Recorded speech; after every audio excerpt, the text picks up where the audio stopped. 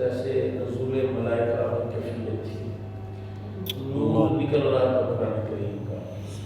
اللہ تو دل کی کھیتی اگر آباد ہو تو اس پر بیج نیکی کا تقوی کا بیجا جائے تو پھر وہ اچھا اگاؤ ہوتا ہے، سبحان اگاؤ بہترین ہوتا ہے۔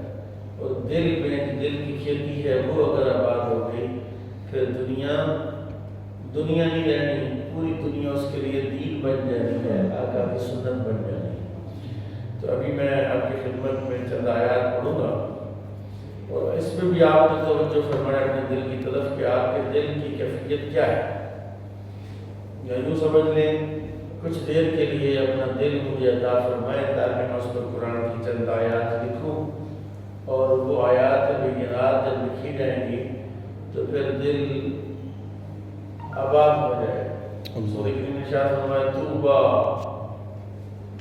آباد رہے وہ سینہ جس سینے میں قرآن، اور وہ سینہ جس سینے میں قرآن کی ایک آیت ہو، اس کا ترجمہ اور اس کی تشریح اس کی تفسیر بھی جانتا ہو، اس سے زیادہ آباد وہ سینہ بھی نہیں جس سینے میں 30 پارے پورے موجود۔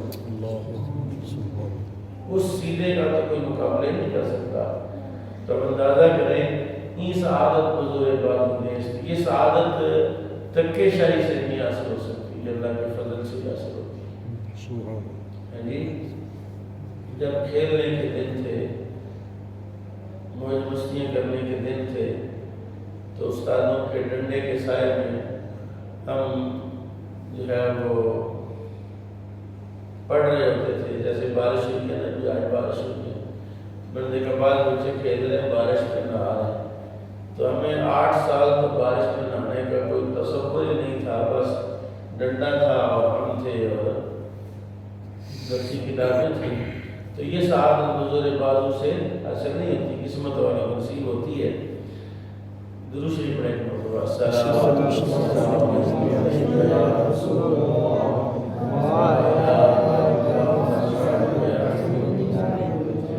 بس میں چورٹ بیچتا ہے بندہ، وہ بھی ایک بات ہے، اے میرے دیکھو، اے میرے دیکھو جی، وہ چورٹ بیچنے والا بھی لوگوں کو پورا کامل متوجہ کر کے اپنی بات کرتا ہے۔ تو اس لیے قرآن کی بات ہو اور آپ میری طرف توجہ نہ کریں تو اچھی بات نہیں ہوگی۔ آپ نے میرے چہرے کی طرف دیکھنا ہے، توجہ میری طرف رکھنی ہے، اور قرآن پہ آپ کے سینے میں منتقل ہو جائے گا انشاءاللہ۔ الحمدللہ رب العالمین والعاقبۃ للمتقین والصلاۃ والسلام علی سید الانبیاء والمرسلین، اما بعد۔ اعوذ باللہ من الشیطان الرجیم، بسم اللہ الرحمن الرحیم۔ لن ینال اللہ لحومها ولا دماؤها ولكن ينالها التقوى منكم كذلك سخرها لكم لتكبروا الله على ما هداكم وبشر المحسنين۔ قال الله تبارك وتعالى في مقام آخر انما يتقبل الله من المتقين۔ صدق اللہ العظیم۔ درود پاک کا سلام علیک یا رسول اللہ وعلی آلک واصحابک یا حبیب اللہ، صلاۃ والسلام علیک یا نبی اللہ۔ حضرات، جن ساتھیوں نے نماز عشاء پڑھی ہے، وضو کیا، ادا کی، قیام کیا، رکوع کیا، سجدہ کیا، سورہ فاتحہ پڑھی، کوئی ایک نمازی بھی ایسا نہیں ہوگا جس کا وضو نہ ہو، ہوگا تو؟ کیونکہ بغیر وضو کے نماز نہیں ہوتی۔ کوئی ایک نمازی بھی ایسا نہیں ہوگا جس کے کپڑے پلید ہوں گے، کیونکہ پلید کپڑوں سے نماز نہیں ہوتی۔ کوئی ایک نمازی بھی ایسا نہیں ہوگا کہ جو گندی جگہ پر کھڑا ہو۔ مسجد تو گندگی کا مقام نہیں ہے، مسجد تو طہارت کا، صفائی کا، پاکیزگی کا مقام۔ بالکل اسی طرح یہ دیکھیں میں نے قرآن شریف پر ہاتھ رکھا، تو یہ ہاتھ ہر بندہ نہیں لگا سکتا۔ وہ بندہ جس کا وضو نہیں ہے وہ قرآن شریف کو ہاتھ اس کا مطلب ہے کہ ہر عبادت کے لیے کچھ شرائط ہیں۔ نماز پڑھنی ہے شرط ہے، آپ نے روزہ رکھنا ہے تو شرائط ہے، آپ نے حج کرنا ہے تو شرائط ہے، آپ نے زکوٰۃ دینی ہے تو شرائط ہے۔ یعنی اسلام کا، دین کا، شریعت کا کوئی عمل آپ کو ایسا نہیں نظر آئے گا جس کے لیے اللہ نے شرطیں مقرر نہیں فرمائی۔ بالکل اسی طرح قربانی بھی ایک عمل صالح ہے، اس کے لیے بھی اللہ نے شرطیں مقرر فرمائی۔ کیا فرق کی ہے؟ بندہ اٹھے اور قربانی کرے؟ نہیں۔ قرآن کہتا نہیں، ایسا نہیں ہے کہ اس کے پاس پیسے ہیں جا کے جانور لے ذبح کر دیتے میری قربانی قبول ہو گئی ہے، ایسا نہیں ہو سکتا۔ قربانی کے لیے ظاہری شرائط ہیں، قربانی کے لیے باطنی شرائط ہے۔ ظاہری شرائط ہے، ایک بندہ صاحب انصاف ہو، صاحب حیثیت ہو، 7.5 تولے سونا یا 52 تولے چاندی یا اس کی مالیت کے برابر اس کے پاس مال موجود ہو، وہ مسلمان ہو، وہ مقیم ہو، مسافر پر قربانی نہیں ہے جی، مقیم ہو، اس پر قربانی اللہ نے واجب فرمائی۔ اچھا، قربانی کی ظاہری شرائط تو یہ ہے کہ جانور میں عیب ہو، عمر کا پورا ہو، اس میں کسی قسم کا کوئی عیب نہ ہو۔ عیب دار جانور کی قربانی نہیں ہو۔ ایسے ہی جیسے کسی بندے بغیر وضو کی نماز پڑھ لی ہوگی نماز، تو کوئی بندہ لنگڑا جانور لا کے ذبح کر کے میری قربانی ہو گئی ہے، اللہ کو کرنے والا۔ جہالت کا اور لا علمی کا اس سے بڑا کوئی مظاہرہ نہیں ہو سکتا کہ جو شرائط اللہ نے بیان کی ان شرطوں کو چھوڑ کر کے اچھا گئے اللہ نے قبول کر کے اللہ کر لیا۔ ایسا نہیں ہوگا۔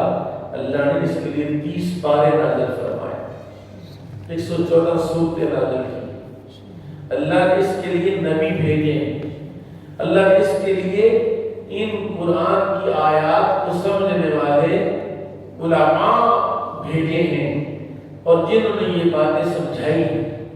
عیبدار جانور نہیں ہونا چاہیے، لنگڑا نہیں ہونا چاہیے، نحیف نادار جانور نہیں ہونا چاہیے، اس کے آغاز صحیح ہونے چاہیے، بندہ صاحب نصاب ہونا چاہیے، بندہ جو ہے وہ مقیم ہونا چاہیے۔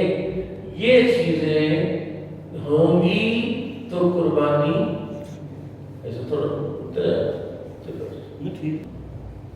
پھر جائز ہو۔ اب قربانی کی باطنی شرائط کے لیے میں بیان کروں گا۔ قرآن نے کہا لن ینال اللہ لحومها ولا دماؤها۔ اب جانور صحت مند ہو، موٹا تازہ ہو، لیکن جناب دکھاوا اس کے اوپر ہے، باقی ساری شرطیں پوری، نیت خراب، محلے میں پتہ چلے میں قربانی کرتا ہوں، قربانی مردود، قربانی مردود۔ اللہ کہتا ہے نا میرے جانور کو، میری مخلوق کو، یعنی میں نے ایک جانور پیدا کیا، اس کی پرورش کی، اس کو موٹا تازہ کیا، اور اس کو تم ذبح کر دو ایک خاص دن میں، ریاکاری کے لیے، دکھلاوے کے لیے، شہرت کے لیے، کہ ایسی قربانی کو میں قبول نہیں کرتا۔ کہتا ہے نہ گوشت پہنچتا ہے، نہ اس کا خون پہنچتا ہے، وَلَكِنْ يَنَالُهُ التَّقْوَىٰ مِنْكُمْ، اللہ کو تو تمہارا تقویٰ پہنچتا ہے۔ اللہ کیا پہنچتا ہے؟ تقویٰ۔ پہلے زمانہ ہوتا تھا تو لوگ حج کے لیے جاتے تھے، عمرے کے لیے جاتے تھے، تو باقاعدہ پیسوں کا بھی حساب رکھتے تھے، یار کوئی پیسہ ملاوٹ والا نہ، کوئی شبہ والا پیسہ، کوئی عیب والا پیسہ، ستھرا۔ اور یہ آج کی بات نہیں، رسول اللہ صلی اللہ علیہ وسلم کے اعلان نبوت سے پہلے جب جہالت تھی، اسلام نہیں تھا، تو مکے والوں نے خانہ کعبہ کی بلڈنگ کو جو خستہ ہو چکی تھی اس کو شہید کیا، اور سارے مکے والوں نے عہد کیا کہ پاک مال کے علاوہ اس میں کوئی دوسرا مال نہیں لگے گا۔ سارے مکے والوں نے پیسے اکٹھے کیے، تو اتنا پیسہ اکٹھا نہ ہو سکا جس سے خانہ کعبہ کی پوری جو جگہ ہے اس پر کمرہ تعمیر کیا جا سکے، اس پر بیت اللہ بنایا جا سکے۔ چنانچہ پیسے تھوڑے تھے، پیسے تو بڑے تھے لوگوں کے پاس، لیکن حرام مال تھا، نجس مال تھا، پلید مال تھا۔ کہا یہ تو وہاں نہیں لگانا، اللہ کے گھر میں پیسہ پلید نہیں لگتا، یہ ہمیں نہیں لگانا۔ چنانچہ انہوں نے وہ جو حدیم میں کعبہ ہے، ایک دیوار چھوٹی سی بنی ہے، اس جگہ کو کٹ کیا، تھوڑی جگہ پر انہوں نے خانہ کعبہ بنایا، کیونکہ ان کے پاس مال زیادہ نہیں تھا۔ تو قربانی کرنے کے لیے بھی مال ستھرا ہونا چاہیے، مشتبہ مال نہیں ہونا چاہیے۔ قربانی بطور فیشن کے نہیں ہونا چاہیے۔ ہمارے فقہاء نے مسئلہ لکھا، گائے کے اندر 7 حصے ہیں، 6 بندے اچھی نیت کے ساتھ قربانی کر رہے ہیں، ثواب کی نیت سے قربانی کر رہے ہیں، 7ویں بندے کا خیال نہیں ہے قربانی تو نہیں کرنی تھی، بچے ضد کر رہے تھے چلو گوشت ہی کھا لیں گے۔ ایک بندے کی نیت خراب، 6 بندوں کی نیت صحیح، ایک بندے کی نیت غلط، 6 بندوں کی نیت صحیح، اللہ ان 7 کے 7 بندوں کی قربانی قبول نہیں کرے گا۔ حضرات یہ کچھ چھوٹی بات ہے کہ قربانی رد ہو جانا۔ آدم کے بیٹوں نے قربانی کی، اذ قربا قربانا فتقبل من احدہما ولم يتقبل من الآخر، دونوں نے قربانی کی، ایک کی قربانی قبول ہو گئی، آسمان سے آگ آئی، اس نے اس گوشت کو جلا دیا، ولم يتقبل من الآخر، دوسری قربانی کا گوشت نہیں جلایا، وہ پڑا رہا۔ جب پڑا رہا تو اس بھائی نے کہا لأقتلنک، قابیل نے کہا تیری قربانی قبول ہو گئی ہے، میری قربانی رہ گئی، میں تجھے قتل کر دوں گا۔ حابیل نے جملہ ارشاد فرمایا، اور حابیل نے کہا انما یتقبل اللہ من المتقین، اور قربانی ہر بندے کی قبول نہیں ہوتی، قربانی اس کی قبول ہوتی ہے جو متقی ہو، اللہ، جو بدماش ہو، فاسق و فاجر ہو، بد کردار ہو، لوگوں کا مال ہڑپ کرنے والا ہو، قبضہ گروپ ہو، وہ بڑے سے بڑا 10 لاکھ کا جانور لا کے ذبح کر دے، چربی کا ڈھیر لگا دے، گوشت کا ڈھیر لگا دے، تصویریں بنا کے فیس بک پر چڑھا دے، سوشل میڈیا پر چڑھا دے، واہ واہ ہو جائے، اللہ اس کی قربانی قبول نہیں کرے گا۔ پلس یہ ہے کہ وہ جو جانور ناحق ذبح کیا اس کا گناہ اس کے سر پر ہوگا۔ انما یتقبل اللہ من المتقین، اللہ قربانی متقی قبول کرتا ہے۔ آج قربانی کرنے والے ایمان والوں کو اس بات کا احساس ہی نہیں کہ بھی ہم قربانی کر رہے ہیں تو ہماری قربانی قبول بھی ہوگی کہ یہ شرائط ہے قربانی کی، یہ نہیں ہے جانور ذبح کرو بس ٹھیک ہے، جس کی قربانی قبول ہو جائے کوئی چھوٹی بات نہیں۔ توجہ سے سننا جملہ میں کہنے لگا، جس کی قربانی قبول ہو گئی وہ کوئی عام بندہ نہیں، وہ جنتی ہے۔ اللہ، وہ کون ہے؟ جنتی۔ یعنی ایک بندہ حج کے لیے گیا، حج مقبول کا ثواب کیا ہے؟ فرمایا جیسے آج اپنی ماں کے پیٹ سے پیدا ہوا ہے، رسول اللہ کیا فرماتے ہیں قربانی کے بارے میں؟ حضور فرماتے ہیں کہ قربانی کا جانور قیامت والے دن قربانی کرنے والے کی قبر کے پاس حاضر ہوگا. قربانی کا جانور قربانی کرنے والے کی قبر کے پاس حاضر ہوگا جب سورج سوا نیزے پر ہوگا. نیزہ دیکھا اتنا سا نیزہ ہوتا ہے اور اتنا سوا نیزہ. یہاں پر سورج ہے، زمین تانبے کی طرف تپ رہی ہے جس پر کھڑا ہونا محال ہے، کھڑے ہونے والوں کے پاؤں کا گوشت جل رہا ہے، اور اس ماحول کے اندر قربانی کرنے والے کا جانور اس کی قبر کے پاس آئے اور وہ جانور کہے تجھے جلنے نہیں دوں گا، تو میرے اوپر بیٹھ تجھے جنت میں داخل کر دوں گا. یعنی قربانی کوئی ایسی ہے کہ گوشت کھانا قربانی ہے. قربانی آپ سنیں نا، میں قرآن شریف سے لفظ آپ کی خدمت پیش کرتا ہوں. قرآن کہتا ہے وَالْبُدْنَ جَعَلْنَاهَا لَكُمْ مِنْ شَعَائِرِ اللَّهِ لَكُمْ فِيهَا خَيْرٌ. بدنا کس کو کہتے ہیں؟ بدنا کہتے ہیں 5 سال کا اونٹ، چھٹے سال کا قدم رکھ دے. بدنا کہتے ہیں گائے 2 سال کی جو تیسرے سال کا قدم رکھ دے. بدنا کہتے ہیں 1 سال کا بکرا جو دوسرے سال کا قدم رکھ دے. بدنا کہتے ہیں دمبا چھترا 1 سال کا ہو جائے یا 6 ماہ کا ہو، اتنا موٹا تازہ ہو کہ سال بھر کا لگے، یہ بدنا ہے. اور فرمایا یہ بدنا ہے. اور بدنا کیا ہوتا ہے؟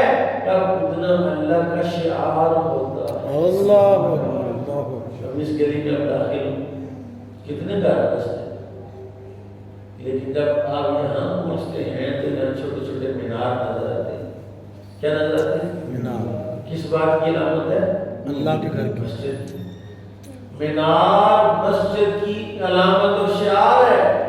جہاں مینار ہوگا ذہن میں کیا آئے گا؟ مسجد ہے. رب کا قرآن کہہ رہا ہے کہ وہ بدنا اللہ کا شعار ہے. یعنی قربانی کرنے والا بندہ جب قربانی کرتا ہے تو وہ جب قربانی کے جانور کو دیکھتا ہے تو صدقے والی جاتا ہے. اگر یہ جانور ہے میرا، یہ جانور ہے جو قیامت والے دن میری قبر کے پاس آئے گا اور مجھے لے کے جنت میں جائے گا، وہ اس کے ساتھ پیار کرے گا، وہ اس کی خدمت کرے گا، وہ اس کو چارہ ڈالے، وہ طرح طرح کی اس کے ساتھ ایسے معاملات کرے گا جس کے ساتھ پتہ چلے کہ یہ اسے محبت کرتا ہے، اسے پیار کرتا ہے. اور پھر ایک اور بات، قربانی کے جانور کو ذبح کرنے کے سے لے کر اس کی آخری بوٹی کے ختم ہونے تک قربانی کا جانور محترم رہتا ہے. کیا رہتا ہے؟ ہڈیاں محترم. بدنا ہے، مذاق ہے، عقیقہ کر لیا مذاق ہے، بازار میں ہڈیاں وہاں پھینک ہے، چمڑا وہاں پھینک ہے، کان وہاں پھینک ہے، سری وہاں پھینک ہے، تماشا ہے کوئی کہ یہ وہ جانور ہے. رسول پاک فرمایا اپنی کھریوں کے ساتھ چل کے آئے گا، اپنے سینگوں کے ساتھ آئے گا، اپنی ہڈیوں کے ساتھ آئے گا، اپنے چمڑے کے ساتھ آئے گا، اپنے گوشت کے ساتھ آئے گا اور اپنے اوپر بٹھا کر سب کو جنت میں داخل کرے. ایک بات ہے بھئی کھال تو مدرسے دینی ہے اور آپ تو یار ادھر کوئی بات نہیں، گوشت کے سنبھال لیا، قربانی ادھر بڑی. یہ قربانی کے یعنی کھال کے جانور کا حصہ ہے کہ اس کا حصہ ہے. اچھا وہ جل گئی، سڑ گئی، بدبودار ہو گئی، اس کو شاپر میں ڈال دیا. وہ جو گوشت شاپر میں ڈالا وہ تو جلدی جلدی کہاں رکھا؟ فریج میں. فریج کے اندر رکھا. تو کھال کا کیا قصور ہے؟ یہ کھال اس جانور کی نہیں، یہ صدقہ نہیں، یہ اس بدنے کا حصہ نہیں. اور اس کی تو رسی اتنی محترم ہے کہ جب آپ اس کی رسی کاٹیں تو اس رسی کو آپ کو صدقہ کرنا ہوگا. لہٰذا دینی شریف معاملات اتنی لاپرواہی، اتنی سستی. اللہ اکبر. نبی کریم صلی اللہ علیہ وسلم جو جانور ذبح کرتے تھے حضور اس جانور کا احترام کرتے تھے، ادب کرتے تھے. تو پھر حضور نے فرمایا جو بندہ طاقت رکھتا، قدرت رکھتا، نصاب رکھتا، من لم یجد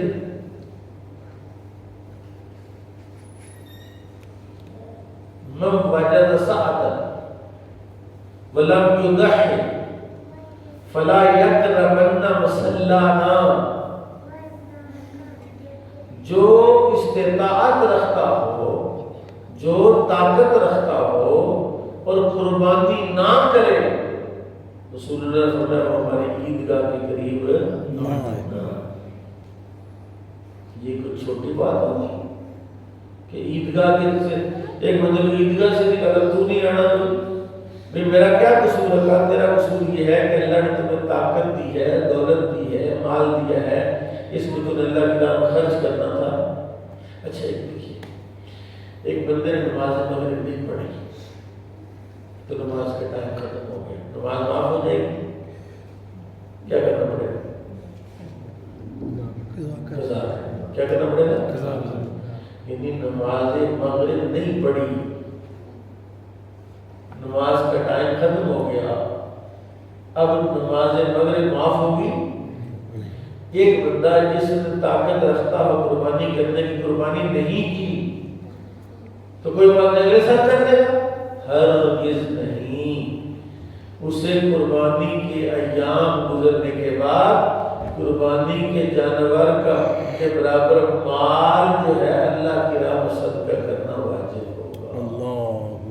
اگر جانور لے لیا ہوا ہے تو جانور کو صدقہ کرنا ہوگا. اگر اس کو ذبح کر دیا، ذبح کرنے سے جو قیمت میں نقصان ہوا وہ جانور سمیت اتنی قیمت ڈال کے اس کو صدقہ کرنا واجب ہوگا. یہ واجب ہے، یہ ایسے نہیں ہے کہ آپ کا دل کیا تو قربانی کر لینا اور یہ اگلے سال کر لینا، کوئی بات نہیں. اللہ کا قرآن کہتا ہے انما یتقبل اللہ من چلیے بتائیے کہ کائنات کا مالک کون ہے؟ اللہ. اللہ. قرآن کریم میں سورہ صافات کے اندر ایک لفظ ہے، ایک کلمہ ہے، ایک آیت ہے. یہ ان لوگوں کے لیے ہے جن قرآن کی اہمیت بھی ہے، آپ کے نزدیک لفظ کا کوئی معنی ہوتا ہے. اللہ نے قرآن اتارا، جبریل لے کر آیا، رسول اللہ کے کلمے مبارک پر اتارا، اور 1400 سال سے اللہ خود اس کی حفاظت کر رہا ہے. اللہ کہتا ہے وَفَدَيْنَاهُ بِذِبْحٍ عَظِيمٍ. قربانی کرنے والوں کی خوش نصیبی بتانے لگو. قربانی کرنے والے کتنے خوش نصیب ہیں. قربانی کرنے والے کتنے خوش نصیب. سوتے رہتے بندے سوتے ہیں کی کرے بندے، اس لیے انہیں ایکٹیو ہو کے تھوڑا توجہ سے بیٹھیں. چاول تو کھانے ہیں لیکن چاولوں کے لیے نہیں. یہ جو قرآن ہے نا، یہ جو الفاظ ہیں، یہ اصل تبرک ہے، یہ اصل لنگر ہے. وہ والا اصل لنگر نہیں، اصل لنگر روح کا لنگر یہ ہے. روح کا لنگر، اور جس کی روح کو لنگر مل گیا، اللہ تعالیٰ کہ حبیب امام الانبیاء صلی اللہ علیہ وسلم کے صحابہ کی روحوں کو لنگر ملتا تھا، کھانے کے بغیر بھی وہ خندق خود لیتے تھے. سبحان اللہ. ہم پیٹ کے بندے ہو، دل کی آزادی، شہنشاہی، شکم سامان موت. اللہ اکبر. دل کی آزادی، شہنشاہی، شکم سامان موت. فیصلہ تیرے ہاتھ میں، دل یا شکم. آج لوگوں کا پیٹ ہی پیٹ ہے، دل ہے ہی نہیں. اور دل کی کھیتی سیراب ہوتی ہے قرآن سے، ذکر سے، تلاوت سے، تقوی و طہارت سے، اور اس کا دل آباد ہے. سبحان اللہ. اس کی وجہ سے اللہ بارش نازل کر رہا ہے، اس کی وجہ سے اللہ مخلوق کو رزق دے رہا ہے. اب سنیے ذرا، قربانی کرنے والے جو قربانی کر لیتے ہیں ان کی شان دیکھیے کیا ہے. اللہ کہتا ہے جب حضرت ابراہیم علیہ السلام نے اپنے بیٹے اسماعیل کو ذبح کے لیے پیش کر دیا، اللہ کہتا ہے قد صدقت الرؤیا نادیناہ یا ابراہیم قد صدقت الرؤیا انا کذالک نجزی المحسنین۔ اے ابراہیم تو نے اپنے خواب کو سچ کر دکھایا، ہم اسی طرح احسان کرنے والوں کو بدلہ دیتے۔ یا اللہ کیا؟ وَفَدَيْنَاهُ بِذِبْحٍ عَظِيمٍ، ہم ذبح عظیم کا فدیہ دیں گے۔ ذبح عظیم کیا ہے؟